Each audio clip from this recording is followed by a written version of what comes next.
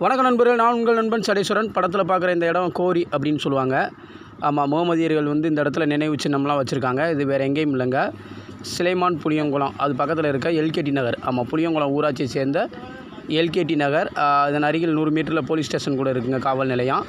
இப்போ என்னன்னு கேட்டிங்கன்னா, இங்கே ஆடு மேய்க்கிறவங்க வந்து பார்த்திங்கன்னா ஜாலியாக சந்தோஷமாக ஞாயிற்றுக்கிழமையானா நல்லா சமையல் பண்ணி சாப்பிட்றாங்க.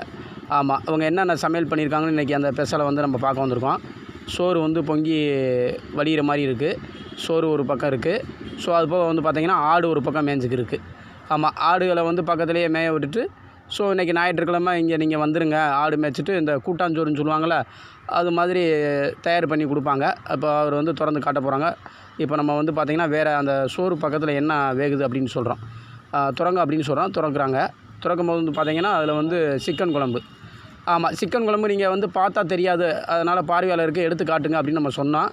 அவங்க என்ன சொல்கிறாங்கன்னா, சரி சிக்கன் குழம்பு தானே எடுத்து காட்டுறேங்க அப்படின்னா, ஏன் பார்வையாளருக்கு தெரிஞ்சால் தானே அப்படின்னாங்க. இல்லை, நம்ம கரண்டியில் எடுத்து காட்டுங்க, அப்போ தான் எல்லோரும் நம்புவாங்க அப்படின்னு சொன்னால்.